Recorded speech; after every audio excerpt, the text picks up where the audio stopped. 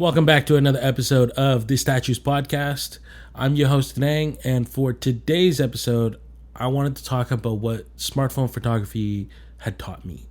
My journey with smartphone photography started, I think, around 2017. At the time, my wife's baby sister was born, and I didn't want to lug around a huge camera and the bag with my lenses in it just to be able to capture a moment. And that was what was important for me, was being able to capture a moment. If anyone knows anything about having kids or being around kids, is that they're spontaneous. So by the time I went and I got my camera, the moment was gone. And that was what led me down this road of smartphone photography. I thought to myself, what if I started using my phone instead? And at the time I was using an iPhone X, and my camera was the Sony a6000. The Sony a6000 is still a camera that I use to this day, but at the time it was still a very good camera to have. The iPhone X was the first of its kind at that time. I had done my research, so at the time I thought to myself, why not use it? Why not try and use it? So I did, and it became more convenient. I was able to capture moments. I was able to capture things in the time without having to worry about running to go grab something and missing a moment. This journey, though, took a deep dive into smartphone trading. For me, smartphone photography meant convenience without losing quality. And that was what I wanted to explore, was the quality aspect of this convenience. So when I got into smartphone trading, I was lucky enough to find another trader who had his own retail store. So he had multiple devices. I started using devices like, at the time, the Pixel 3 XL or the Huawei Mate 20 Pro. And these were some of the best devices that I've used, even now. They're still some of the best devices that I've used. Right now, I'm using the iPhone 13 Pro. And when I compare it to what it was at the time, it was more exciting. These devices were they were breaking tech news. The camera quality was amazing. The quality that you were getting and the processing power that these devices held was something that was brand new at the time. With camera tech now, there's not much that goes on anymore. Each device that comes out is just a little better than the last. And so you can have an 11 Pro and you can make it just as good as the camera that I'm using now, the 13 Pro. But back then, the processing power was phenomenal. I think one of the best devices that I've used that I absolutely loved was the Huawei Mate 20 Pro. That device, it was the processing power. It was what this device did that gave these pictures a phenomenal feel. I'm someone that also edits my photos. So as someone who's done smartphone photography and used all these phones, I can honestly say, if you're someone like me who edits their photos, having different phones doesn't make a difference.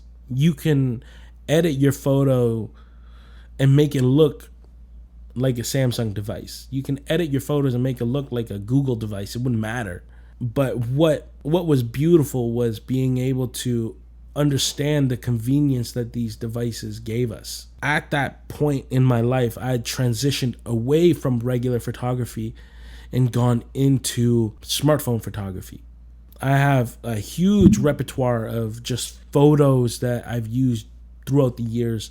And for those that watch the video, I'll put them up, or I'll link my Visco page, because on my Visco page is where I actually store all those photos.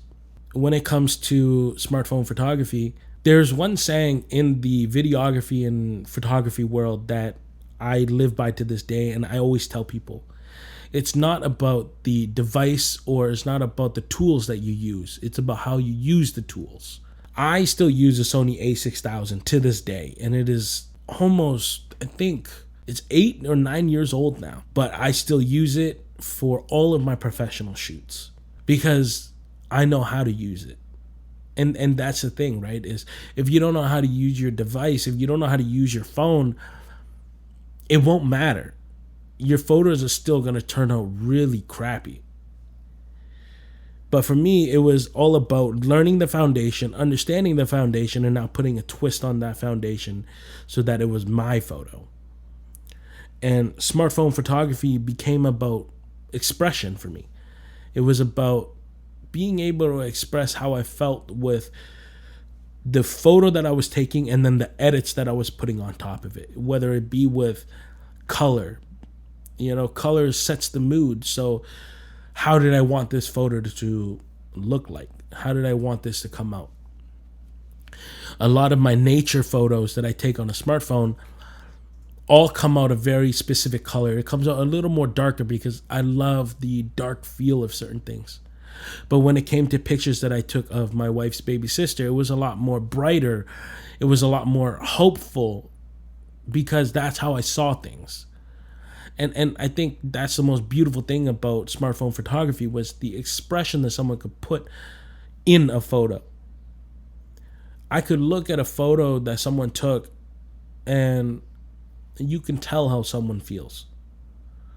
I could take the same photo that someone takes and edit it, and it will come out a different way because that's how the edit looked. That's how I felt in the time. That's how I felt in the moment. For me, smartphone photography was more than just the smartphone and the photography. It was about what I saw in the moment.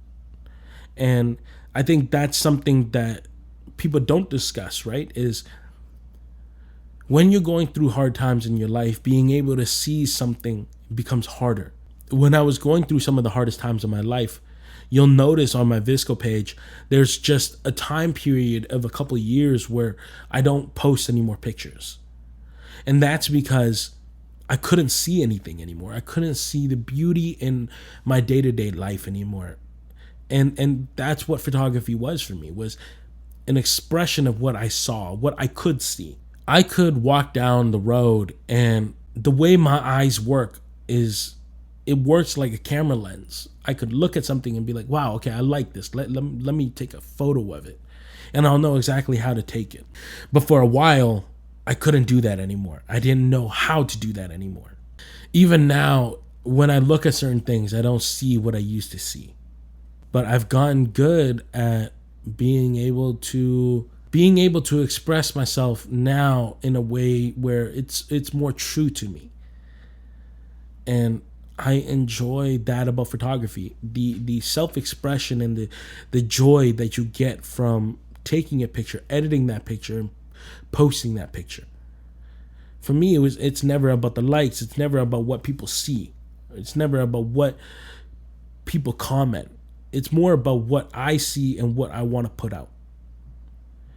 Like a lot of people that look at my photos always tell me that my photos are very dark, that my photos are very, like, there's no bright colors in them. And one of the reasons why is because I have so much love for the beauty of darkness.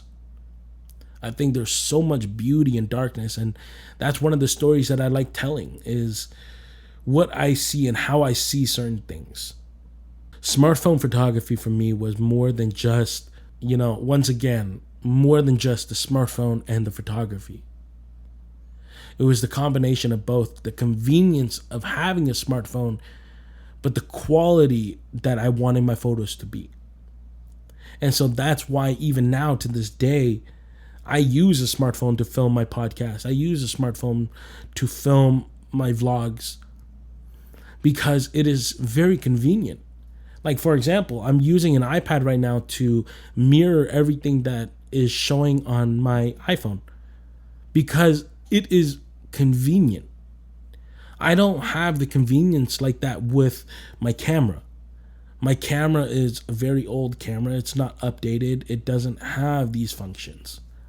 What I use my camera for are my professional shoots when I need to film a music video. But even now, I've started taking that stride into using my phone and the capabilities of these phones. Now these phones have 3 lenses, and it allows for you to have that flexibility that you wish you had. You got an ultra wide, you got a wide, and you got your portrait lens. And it's these things that smartphones have and the processing power that these have now that make it easier for anyone to be able to express themselves. I wanted to do this episode because I hear and I see a lot of people say to me, I don't have the tools to do what you do. And what I'm trying to do now is tell people and show people that the tools that I'm using are the exact same tools that you have. It's just I've refined my skill sets to a point where I know how to use these tools.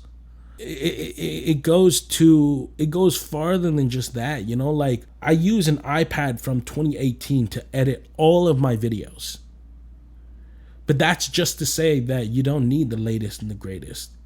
What you need is the skill set and the patience, because these tablets, yeah, they're very powerful. Even now, they're still powerful. One of the reasons why I love it is because even after years, it still has an immense amount of processing power.